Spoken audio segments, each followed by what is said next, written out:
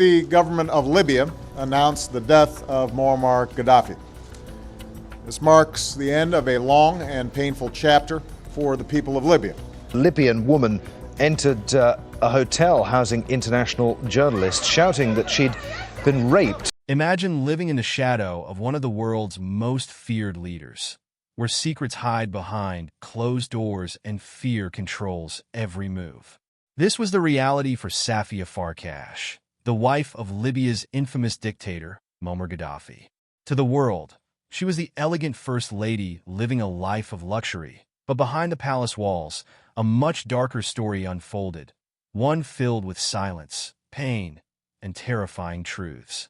Gaddafi was known for his power, wealth, and cruelty. Among his many controversial actions, one of the most shocking was his treatment of his female bodyguards. These women, known as the Amazonian Guard, were handpicked to protect him. In 1983, Gaddafi created a military academy reserved for women, whom he called his Amazons. They were trained to fight, sworn to loyalty, and dressed in military uniforms that made them look fierce. But what the world didn't see was the suffering they endured. Many of them were forced into service, manipulated, and abused in ways too terrible to imagine. Despite these horrors, Safia remained by Gaddafi's side for decades. Was she unaware of what was happening, or did she choose to ignore it? Some say she was just another victim trapped in a life she couldn't escape, while others believe she turned a blind eye to maintain her status and comfort. Whatever the truth, one question remains. How did she tolerate the suffering of those women, knowing what they were going through? As we take a closer look into this chilling chapter of history, we'll uncover the shocking reality of Gaddafi's rule and the unimaginable struggles faced by the women who served him. Stay with us as we reveal the hidden secrets of a regime built on fear, control, and silence. It has been more than 13 years since Libya's leader, Muammar Gaddafi, was killed by his own people. Yet his name and his extravagant way of living still attract attention. He was often seen surrounded by beautiful female bodyguards, but behind them was his wife, living quietly, hidden from the public for over 40 years. For many years, she stayed by his side despite his many affairs. But what happened to her after he was gone? Where is she now? And what was the real story behind the women who protected Gaddafi? Muammar Gaddafi ruled Libya for 42 years, from 1969 to 2011. He was a strict ruler who did not allow anyone to challenge him. Gaddafi was both feared and admired. He created an image where no one in Libya could be more important than him. Even though he became powerful, Gaddafi never let go of his Bedouin roots. One of his strangest habits was his love for living in a tent. No matter where he traveled, he brought his luxurious tent with him. When he visited France, he set it up in the gardens of a palace. In Italy, he placed it in a park near Rome. He even tried to pitch it in New York during a United Nations visit. For Gaddafi, the tent was more than just a place to sleep. It was a symbol of his heritage. His choice of clothes was just as unusual. He wore bright, colorful robes with detailed patterns and fancy decorations. Sometimes he dressed in military uniforms covered with medals, even though he had never fought in any battles. Other times he appeared in African-style outfits or clothing inspired by royalty. His clothes were more than just fashion. They helped him stay in the spotlight and appear powerful. Gaddafi loved attention. He gave long speeches and enjoyed the support of his followers. But his rule was harsh. He silenced anyone who spoke against him and made sure no one could take his place. Even though his people suffered, his charm and control kept him in power for a long time. One of Gaddafi's most unusual choices was trusting women for his personal security. Known as the Amazonian Guard, these young and attractive women were always with him. They dressed perfectly and were trained with great care. Their presence led to many rumors. Some believed they were more than just bodyguards, possibly even his lovers. But behind these glamorous women was someone far more important in his life, his wife, Safia Farkash. Unlike the well-known Amazonian Guards, Safia stayed away from the public eye. Safia Farkash spent 41 years as Gaddafi's wife, raising their 7 children and staying loyal to him until the very end. While Gaddafi enjoyed attention and power, Safia chose to live a private life.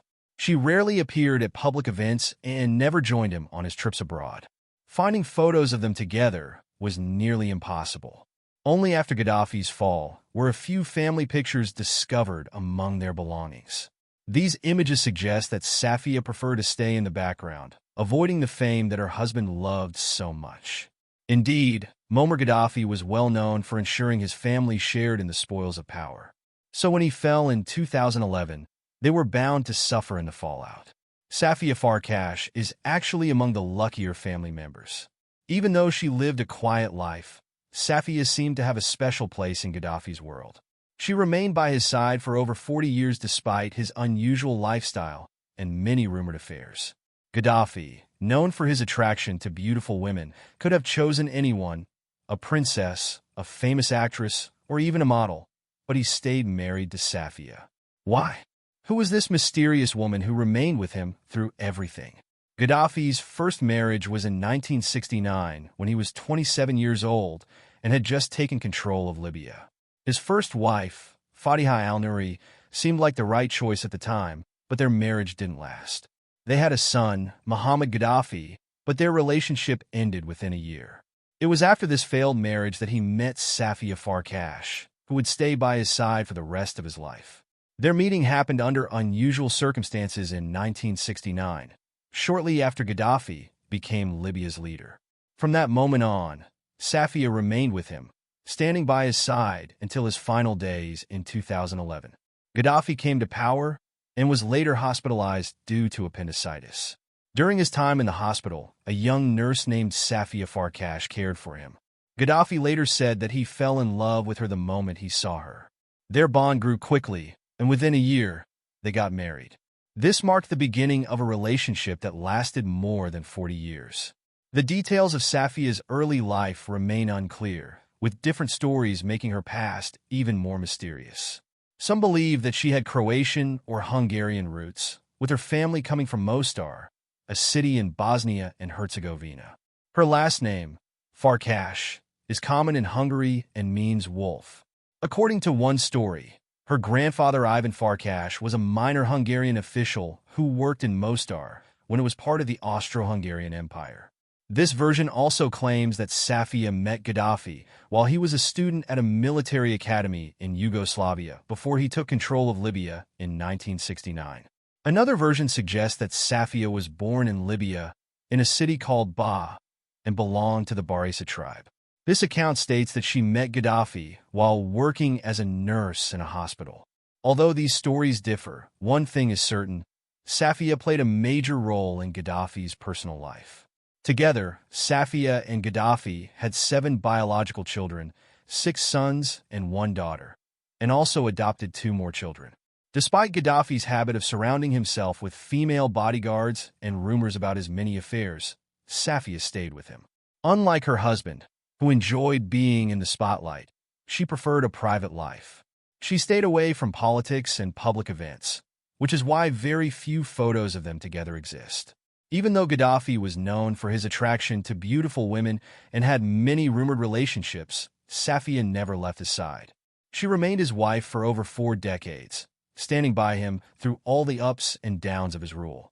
For more than 40 years, Safia Farkash stayed loyal to Gaddafi, making people wonder about their relationship.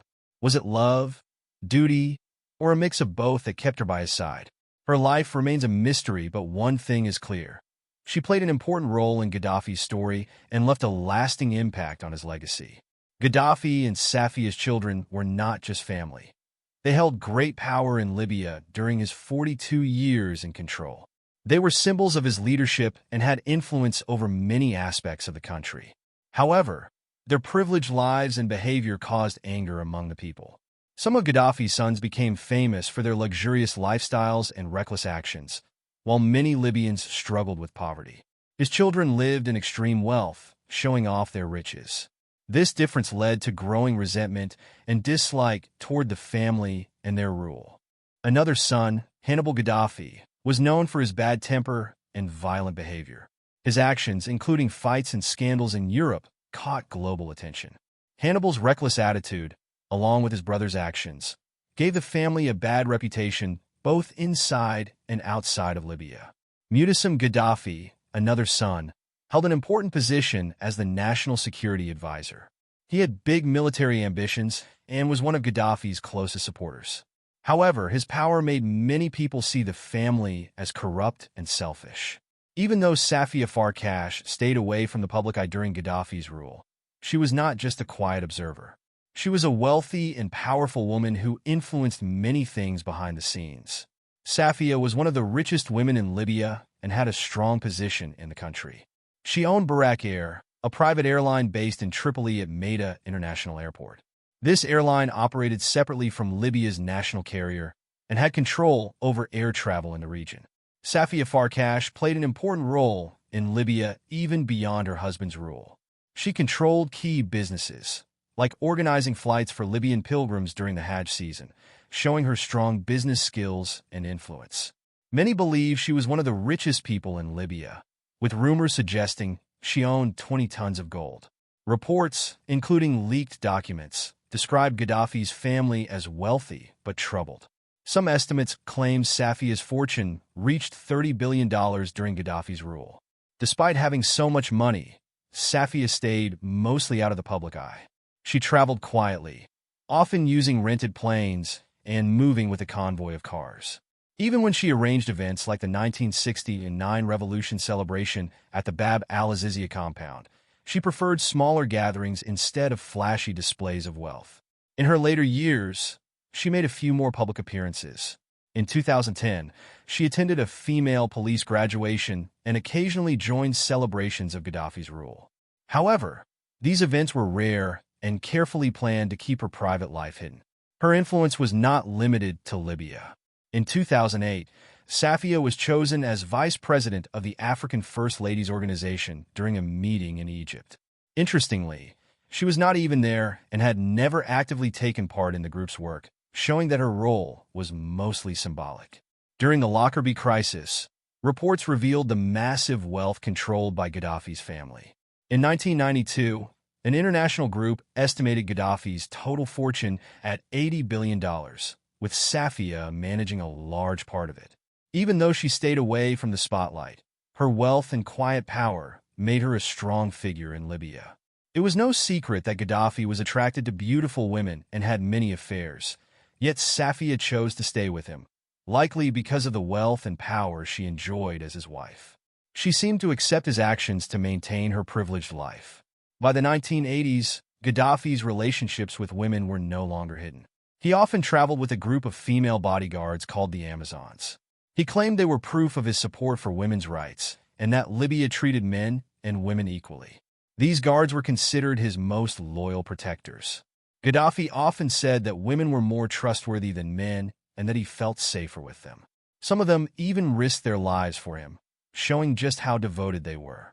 In 1998, when a group of Islamic extremists tried to kill Gaddafi, one of his female bodyguards protected him by using her own body as a shield. She took the bullets meant for him and gave her life to save him. These women were part of a special group chosen carefully and trained at a top military school. Only the most skilled and dedicated were selected to serve as Gaddafi's personal guards. Their presence was meant to show the world his so-called support for women's rights. Many women in Libya were inspired by his speeches about equality and joined the military, hoping they were part of something new and important for their country. However, the truth was much darker than they expected. Behind closed doors, the Amazon guards were not just there for security. The women had no choice but to follow Gaddafi's demands. He controlled every part of their lives, and the fear of punishment or even death was always present. Trying to escape seemed impossible because his power reached far beyond Libya. The women knew that no matter where they went, he could find them. Some women stayed with Gaddafi by choice, as being close to him gave them special privileges, expensive gifts, and a luxurious life that most people in Libya could only dream of. However, many others were forced to stay, trapped in a situation they could not escape. Gaddafi did not care about their feelings or dreams. To him, they were objects that satisfied his desires and made him look powerful.